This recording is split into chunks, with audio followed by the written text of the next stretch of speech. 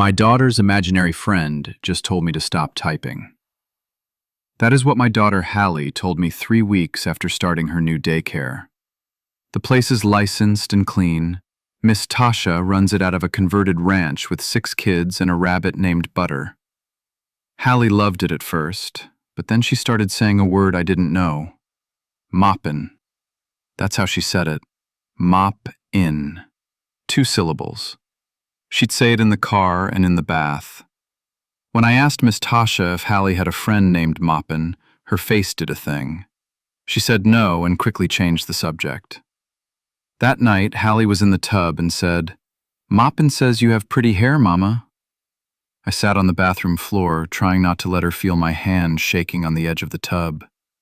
She told me Moppin goes where she goes. I pulled her out of the tub early, put her in my bed, and locked the bedroom door. I lay awake until almost 4. The next morning I called Miss Tasha and asked if a child had ever talked about someone named Moppin. There was a pause that went on too long. And then it got weird. She said, "That name hasn't come up in a long time, sugar." When I drove over there, she would not let me in the house. But that wasn't the worst part.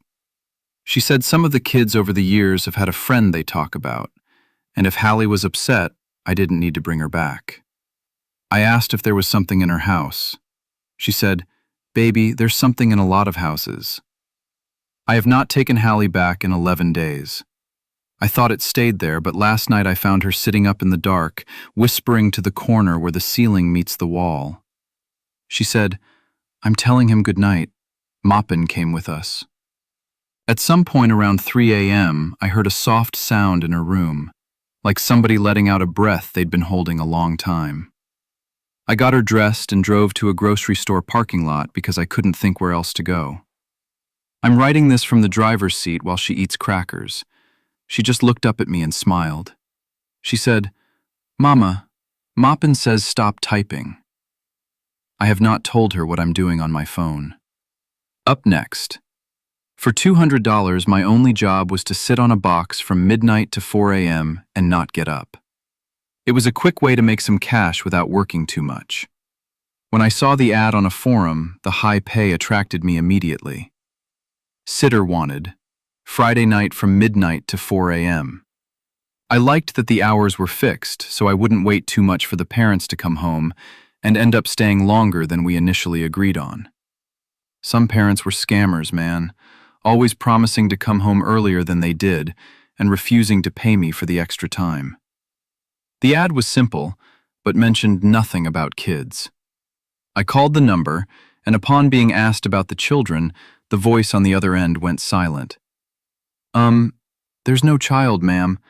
I just want you to sit on this chest for a while." "What do you mean?" "I mean, sit on it for 4 hours so the thing inside doesn't come out. Do you believe in demons?" "No, not really." "Even better. I was cursed a while ago and I keep getting chests or boxes in the mail since.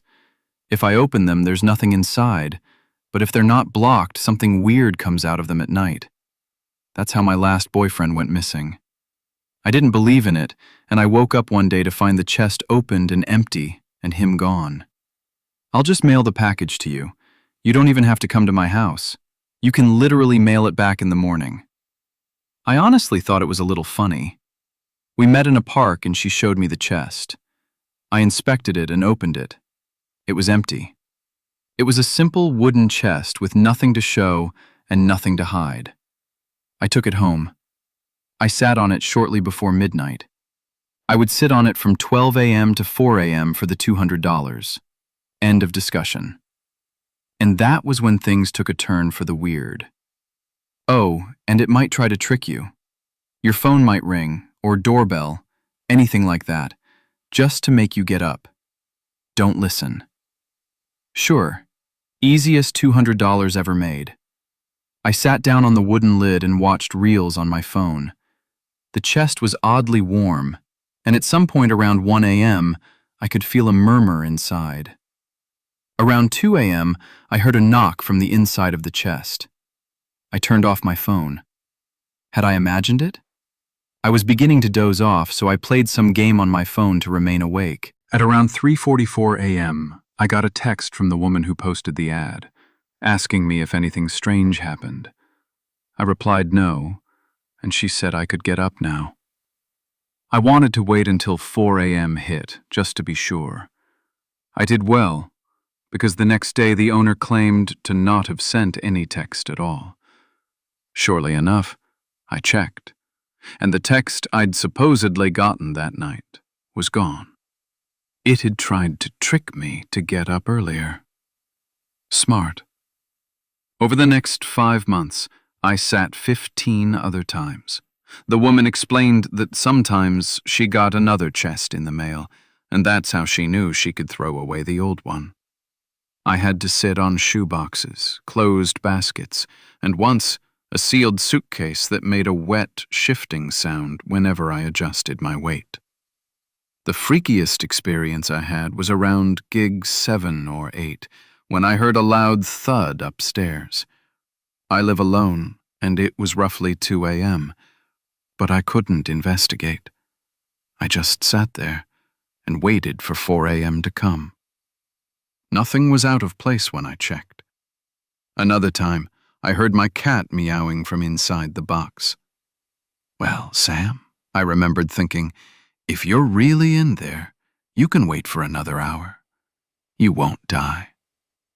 After the time was up, I opened it to find nothing inside. I became immune to the tricks.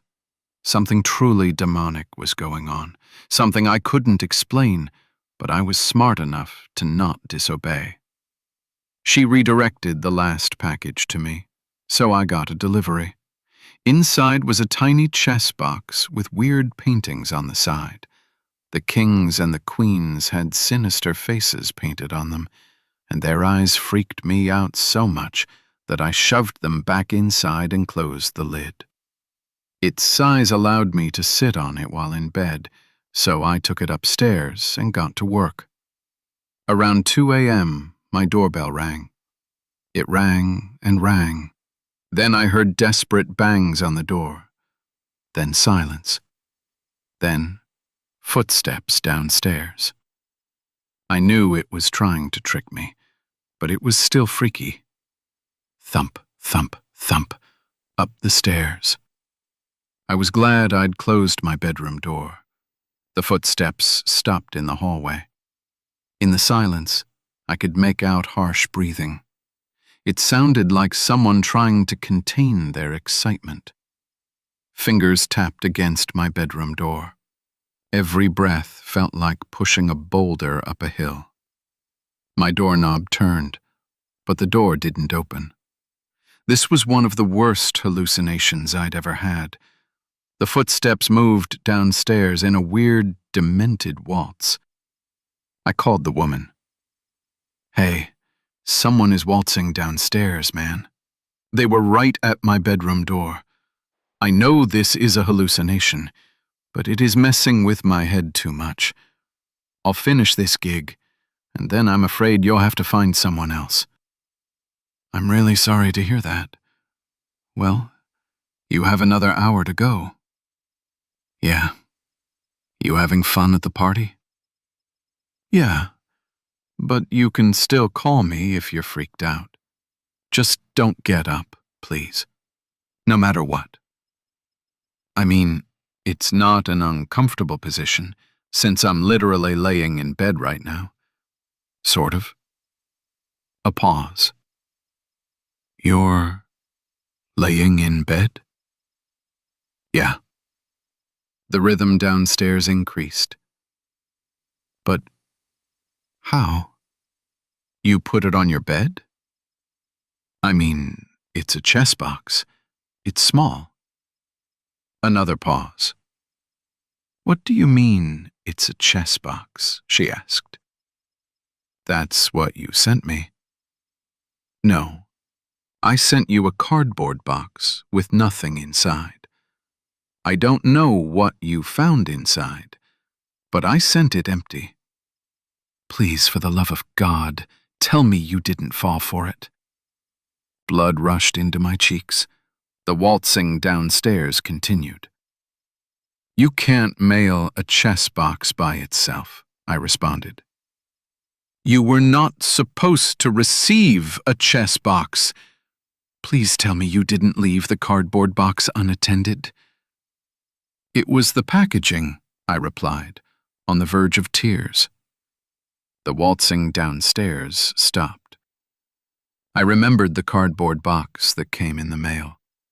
It was roughly the size of the chess box inside. Every single thing I'd sat on before had been empty. Was I truly sitting on nothing now? A long, teasing whistle broke the silence. If I'd left the real box unattended downstairs, crap. Or is it a trick? Did I hallucinate the call? Is it trying to make me get up? Time's almost up, but now I can hear someone going up the stairs. What do I do now? Some say the chess box is the real box I am supposed to be sitting on, and it is tricking me.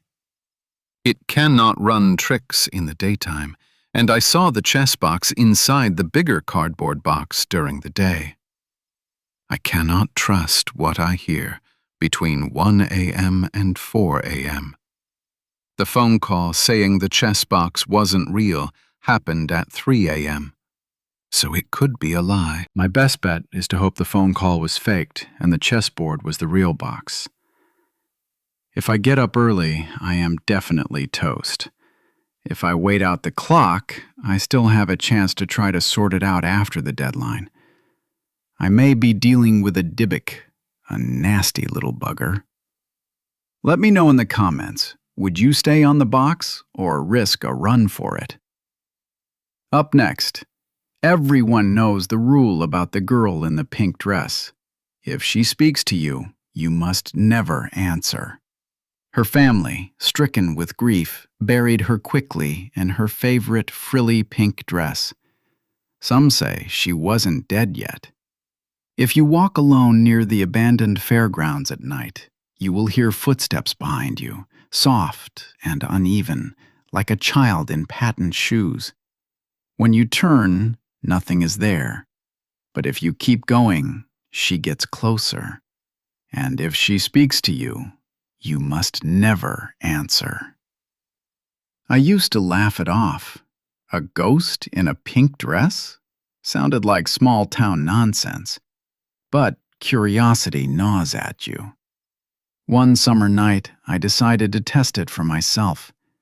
The fairgrounds were nothing more than rotting wood and weeds now, the skeletons of rides rusting against the moonlight. The Ferris wheel loomed like a broken crown, and the carousel poles were bent and splintered, horses frozen mid-gallop, with paint peeling from their faces. The air smelled like damp earth and mildew, thick with the buzzing of cicadas. I walked down the cracked pavement, my flashlight trembling in my hand. At first, nothing, just the crunch of gravel beneath my shoes. But I wasn't as alone as I thought. Then, faintly behind me, tap, tap, tap. I froze. The night seemed to hold its breath. Slowly, I turned. Nothing, just empty shadows stretching across the rusted gates. But that wasn't the worst part. I told myself it was an animal, or my imagination. But when I started walking again, the sound returned, closer this time. Tap, tap, tap. My stomach dropped. My throat went dry. And then I saw her. She could not have been older than 10, standing a few yards away. Her skin was pale and grayish, with shadows under her eyes. Dirt clung to the folds of her faded pink dress, once frilly, now frayed. Her head tilted unnaturally to the side, studying me with hollow curiosity. "Have you seen my mommy?" she whispered, her voice thin and dry, like leaves scraping the ground. Every instinct screamed at me to run, but my legs locked in place. Her shoes scraped the pavement as she moved closer. Soil and worms trailed from her dress. "I can't find her.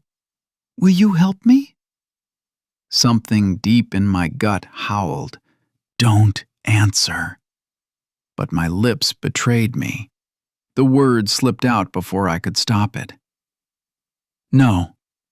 Her expression twisted, her jaw unhinging far wider than human. Her eyes rolled white, and her voice became a chorus of echoes rising from beneath the ground itself. "Then stay with me instead." Her hand shot out, cold and rough with dirt, seizing mine. I remember her grip pulling, dragging, burying. Darkness closed in. When I woke, the sun was rising. I was lying on the fairground path, throat raw, fingernails caked with soil, as though I had been digging. Around my wrist was a pink ribbon tied in a perfect bow. No one believes me when I tell them. They laugh, say it is just a story. But sometimes, late at night, I hear it again outside my window. Tap, tap, tap. Up next. After my son Vinny died, all he left me was his cat who hated me and the gun in my closet. I inherited the cat after my son lost control of his car on the icy roads last winter. It happened on the day he received a scholarship to his top college choice. He and his boyfriend were feeling on top of the world and were on their way back home from a trip. His boyfriend survived. He did not. You cannot imagine the grief. Either you have experienced the loss of a child, or you haven't. I did not weep, not at the funeral, nor for many weeks after. I became a stone, an object. It was as if all the sorrow were locked far from reach. Instead of feeling anything, I simply thought many times of retrieving the pistol that I own from its case in the back of my closet. And on a few occasions, I even went and took it and sat with it, feeling its weight in my hand. My son, Vinny to his friends, was my world. One day he would have been famous, I am sure of it. You may think that is a father's pride talking. Maybe it is. But he had a music scholarship. He would have performed for presidents and world leaders. In my mind, when I see him, it is usually at his piano, playing for his cat. But that was before things took a truly bizarre turn. When he was 15, I promised him a kitten if he did well in school, and he picked out this tabby, the tiniest and angriest tabby in the world, and named her Terry. She loved only him and hissed and growled at anyone else who came near, including me. She also peed on his clothes and on mine and on my bed. To say I wanted to get rid of Terrible Terry, as I called her, is an understatement. But then my brilliant son died, and suddenly it was just me and Terrible Terry and the gun. I felt nothing but resentment toward the cat. But she spent hours and hours slouched on the windowsill in his bedroom, where she always sat while he played piano. I used to think she sat there to watch the birds and couldn't care less about his playing. Now, she didn't even lift her head. She just loafed on the sill, as if waiting for him to come bursting in and pull the dust cover off and play. And there were the buttons. You've seen them, I'm sure. Those gimmicky buttons that people get to train animals to talk. A bunch of nonsense, if you ask me. What has a dog got to say? Nothing but food, probably. And anyway, people are supposed to give commands to dogs, not the other way around. But Vinny would watch all these videos of dogs, and sometimes cats pressing the buttons, even though, to be honest, the cat videos he showed me looked like the cats walking onto the buttons completely by accident. And that's what I told him. Complete waste of money. People wishfully projecting their ideas onto their pets. The cat pressed "love you" and meant it?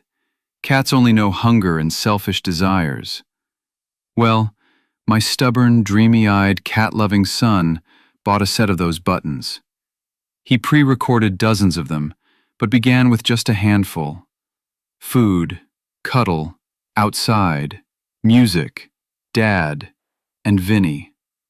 Yes, he put me and himself as buttons, and music too, because he was convinced in his silly teenage way that the cat liked his music and might want to request it. Terry was terrified of those buttons. No matter how he tried to train her, she refused to use them.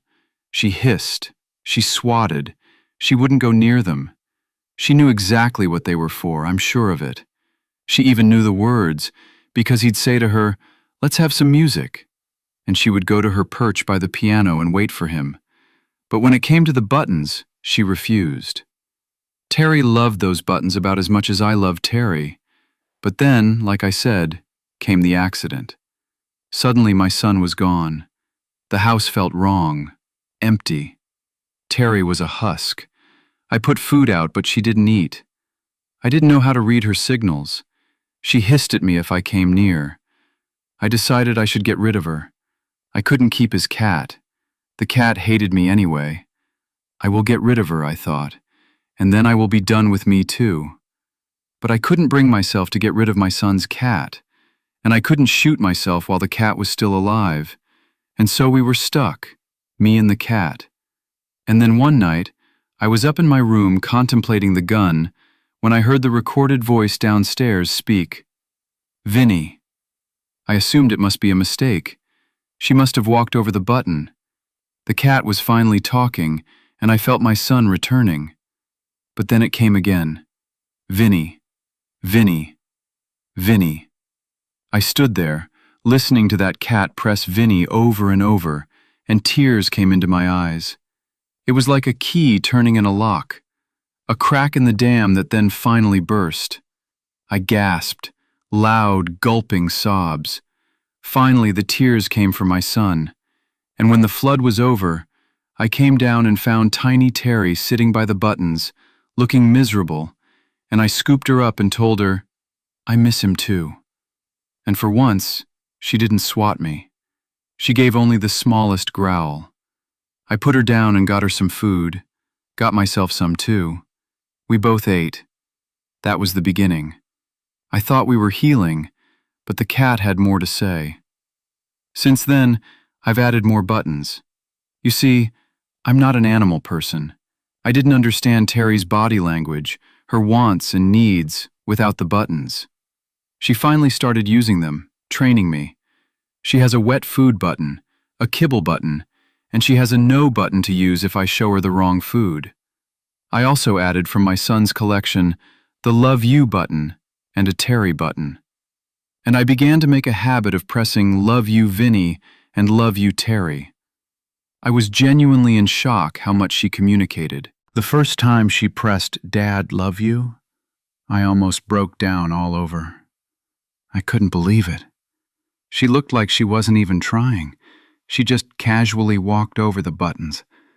But it was deliberate. It happened more than once. I still hadn't learned to read her cat body language at all, but with the buttons, I understood her, and I felt like I had a part of my son with me. Sometimes she said things that just cracked open my soul, like when she looked at me with those big round eyes one time and hit, "Vinny home." I wish he was home too, I told her. It was uncanny, the things we could discuss. We'd have entire conversations. I know it sounds nuts. I'd have thought myself nuts just a couple of months before, but I added buttons so fast, and she took to all of them. I asked her once if she understood what happened to Vinny. She replied with, "Vinny, bye-bye." I'd added the bye-bye button to tell her whenever I was leaving the house. Then she asked me, "Vinny home?" I had to tell her no, "Vinny bye-bye." And she stubbornly insisted again, "Vinny home," and she walked away, Angry, I think, that I couldn't make Vinny come back. But the reason I'm sharing this story is because of what happened last week. Last week, my son Liam came to see me. Liam is Vin's older half-brother. He's nearly a decade older than Vin from a previous relationship, and, unfortunately, Liam inherited all of his mother's worst traits. It is always the same with him.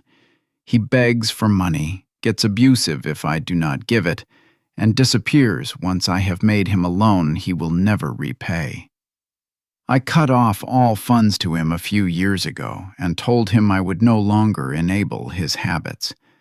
While I'd never cut him entirely out of my life, I hadn't allowed him to visit when Vinny was alive because of the way he'd treated Vinny on a previous visit, when he'd sneeringly accused me of favoring that little... I won't repeat his hateful words for his younger brother. When he showed up on my doorstep, he had the smell of whiskey on his breath, and he looked wild-eyed and anxious. "Dad," he said, and then hugged me tight. "I'm sorry about Vin." It shocked me so much, I hugged him right back, and he came in and sat down and asked how I was doing. I had no idea how much danger I was actually in. He was surprisingly solicitous. I didn't understand why. His usual meanness didn't come through at all until he noticed a growling Terry. "You still have that little piss queen?" he asked, and reached a hand for her, only for her to swat and run away. "Little crap," he said. "Her name is Terry," I said defensively. He laughed. "Didn't you used to call her Terrible Terry? She doesn't pee on things anymore." From the button area came presses of bye-bye. "She wants you to go bye-bye," I said. "She can freak off," he said. "She's not your son. I am. Bye-bye." I didn't like the way he talked to the cat. Though a few minutes later, after she peed on his shoes, I found his anger more understandable. I locked her up to prevent him from harming her, but he seemed genuinely sad about Vinny, and even asked about Vinny's boyfriend and his recovery after the crash.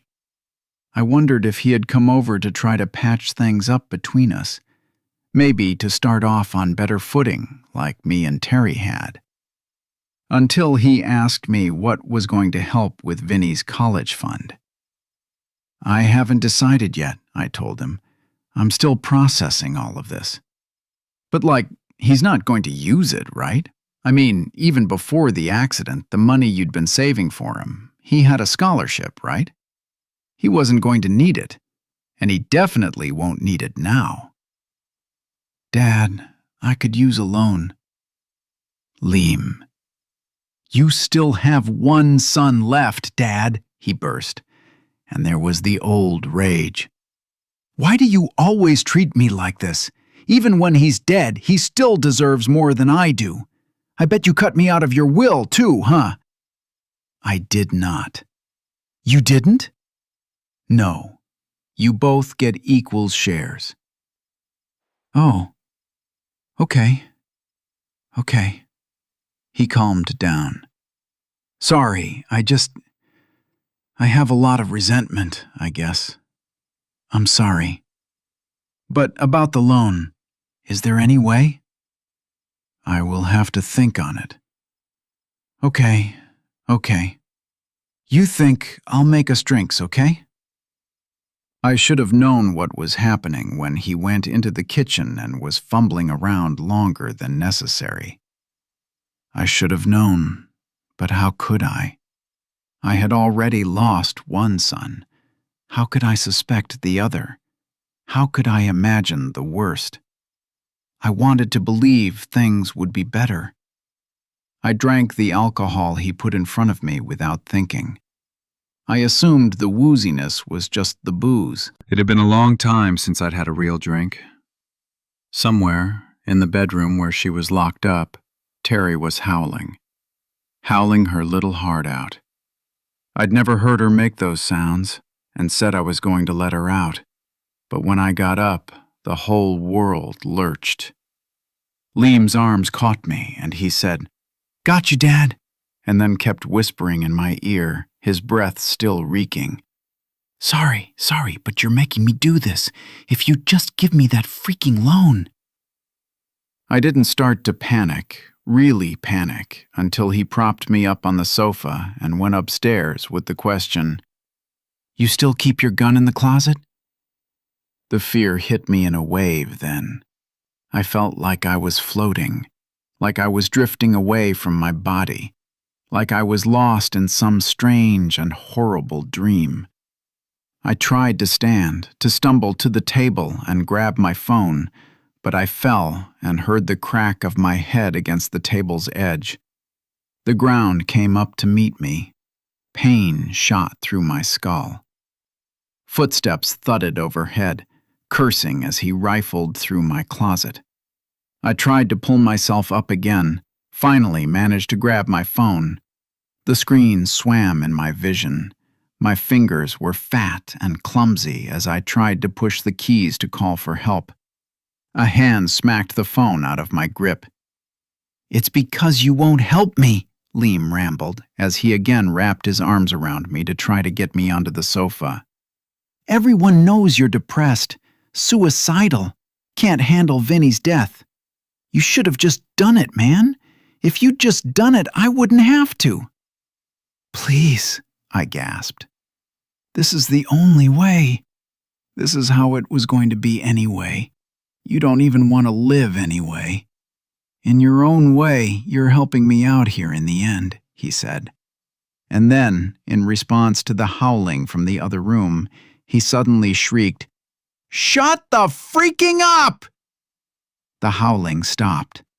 Liam glared toward the door, his breaths coming hard and fast, then looked back at me. Everything had become so blurry, his words were a garble, his features a haze. I felt the cold muzzle of the gun against my temple as my heart galloped in my chest. From Vinny's room came a sharp rustle, like a curtain or a sheet. And then the piano, the notes of a piano. The hell? Liam's voice slurred through my drugged haze. "Is someone here?" The playing continued, unsteady but beautiful, unmistakably Claire de Lune, just like Vinny had always played, but slower, halting, and I wondered, it couldn't be the cat, could it?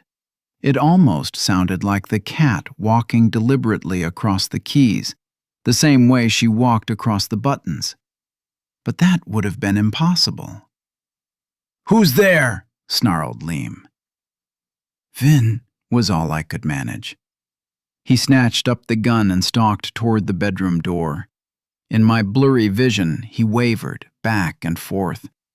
And when he opened the door, there, at the piano, was a figure, flickering and impossible.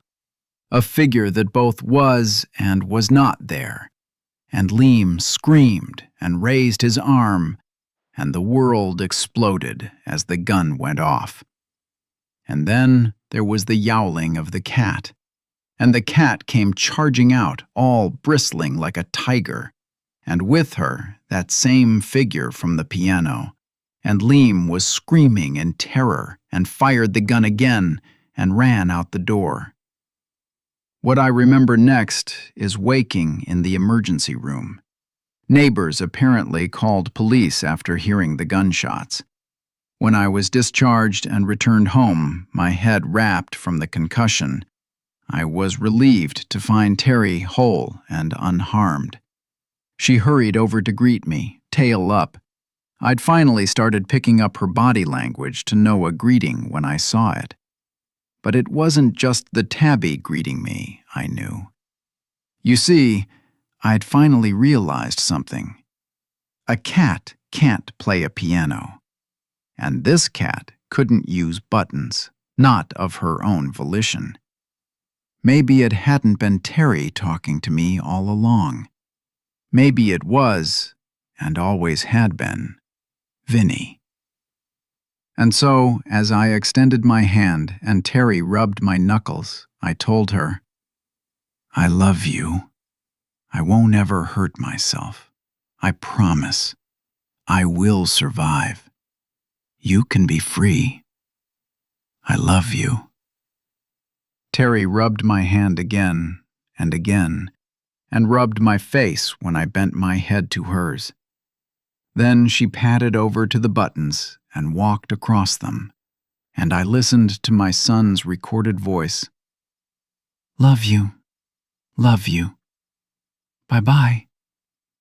Terry hasn't touched those buttons since, but every once in a while, when I'm very deep in dreams, I think I hear the sound of the piano. Up next, my son left me $1 million life insurance policy, but the real inheritance was waiting in a town called Johnstown. But I never wanted it to be like this. Not under these circumstances. I am alone. It's only happening now because my son is dead. I've always wanted to make this trip. My whole life, Seattle has been my home, and I'd never ventured far before now. A coast-to-coast road trip with my husband and children had been a fantasy of mine since I first started dating the man decades ago. It slowly became clear over the years that despite his promises, the trip would never happen. After the divorce, my children were, in my mind, old enough to choose where they wanted to live. John, my oldest, chose to stay with me. My daughter Bree went with my ex-husband.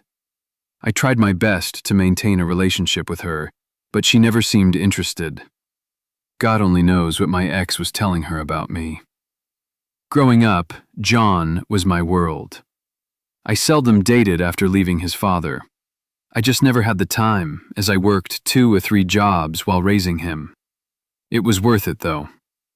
John knew about my dream trip. He brought it up several times along his journey to becoming a man. "You'll get your trip one day, Ma," he'd said, "even if I have to take you myself." But the real mystery was just beginning to unfold. His funeral was the worst day of my life. My ex-husband and daughter were there, and a piece of me hoped I would have at least some support from them. But it wasn't to be. The glare my ex gave me said everything, even though he didn't speak the words. "It's all your fault." I couldn't even bring myself to speak at the podium after that.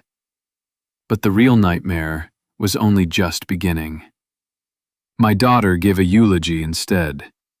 Through sobs, she lamented her rocky relationship with John and how much she regretted her role in them not being close.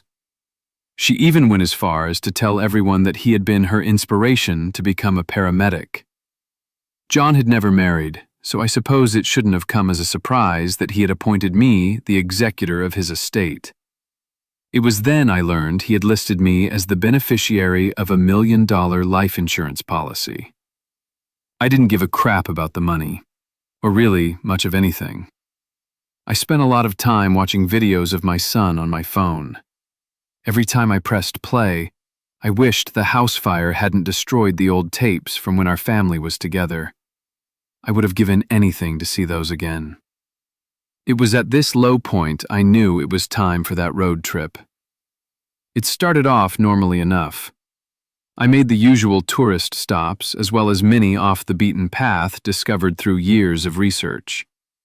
It wasn't until the Midwest that the problems started. I had been driving long enough to not remember what time I had started that day. The sun had long since set when my low fuel warning pinged from the dashboard. The timing was perfect, as I could barely keep my eyes open. I pulled off at the first exit I saw that listed a gas station and slowly followed an empty road for miles towards a promised town, Johnstown. Seeing the name made my spine shiver, but a glance at the gas gauge decided the matter for me. She's grieving her son, but this town holds a darker secret. After several uncomfortable miles, the lights of a gas station appeared along the main road into town. As I pulled up to the pump, I noticed the absence of a credit card reader.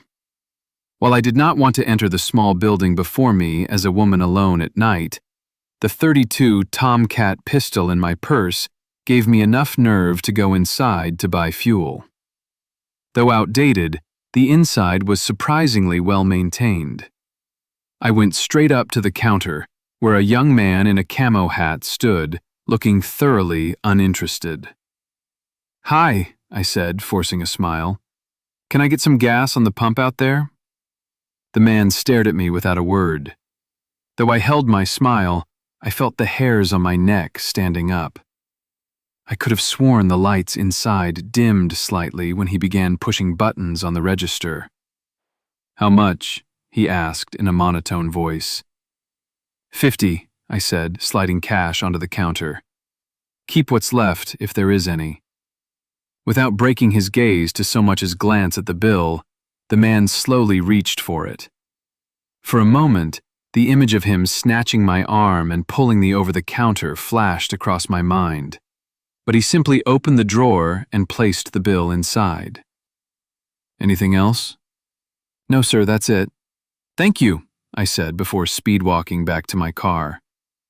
Though I kept my head down, I could feel his eyes on me as I pumped. I considered making a break for the highway, but my eyelids began to flutter once back inside my car.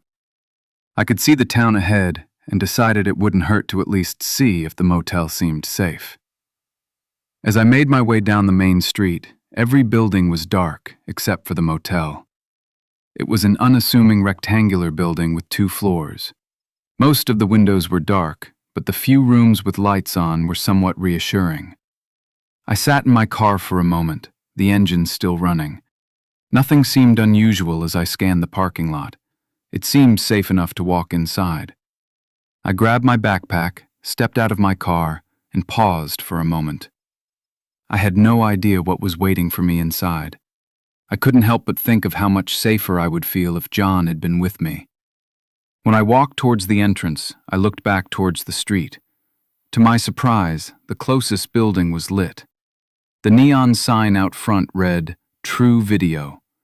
A video rental store still open in 2026?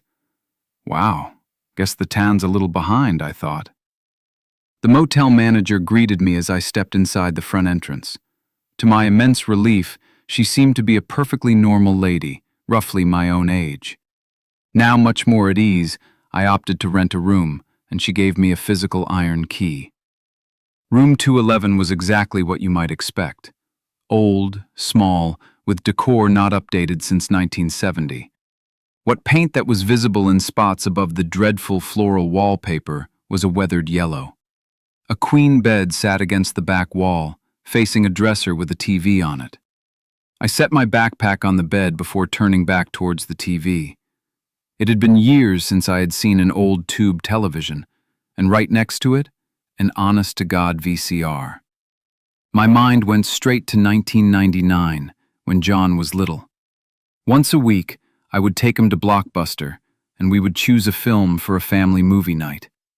I thought back to True Video across the street. The nostalgia was too enticing. I made my way out into the cool night air. The hum of the neon sign soon broke the silence of the empty streets as I approached True Video. A bell on the door dinged as I stepped inside, but nobody approached the empty counter.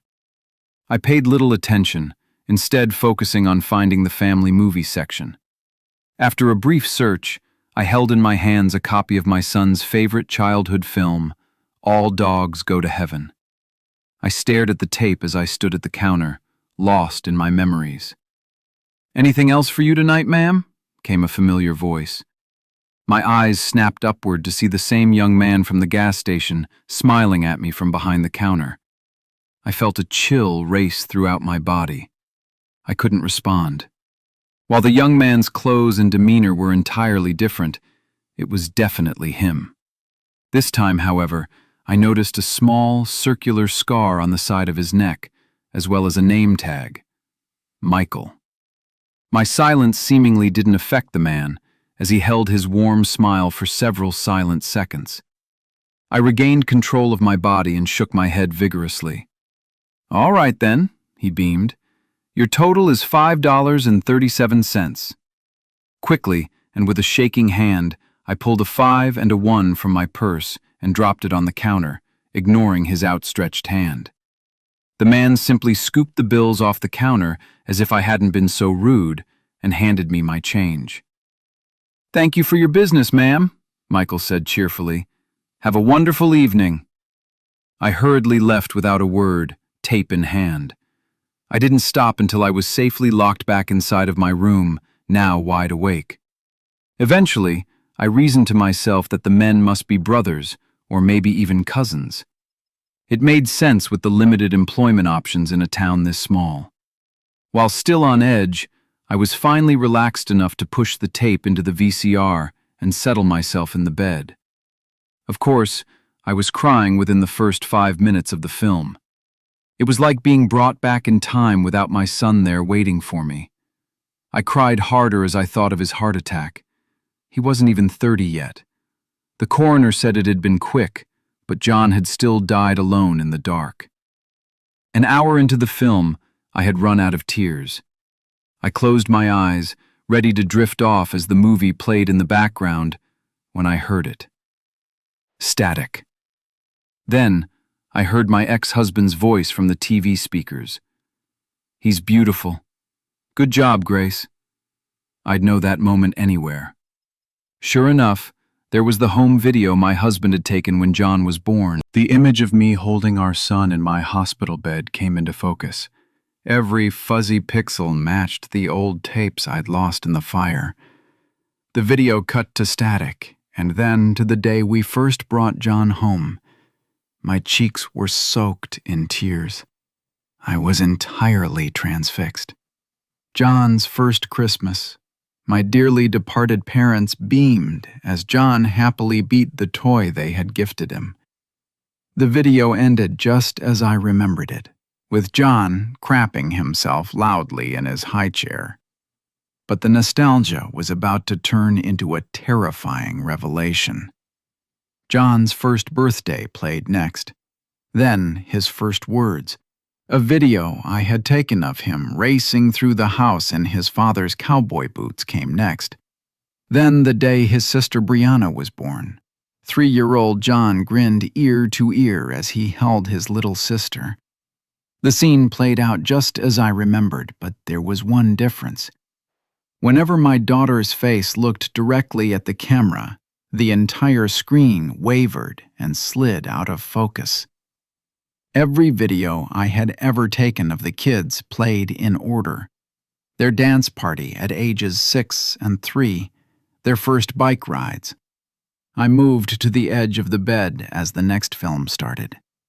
In the video, my children were playing pirates. John had clearly intended to lose, leaving himself wide open to give Bree a chance to strike.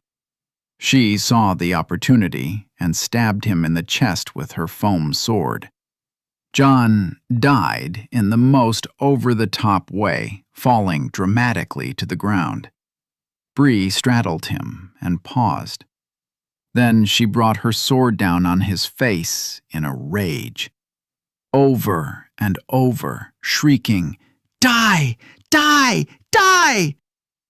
The video ends abruptly as I shut the camera off to separate them.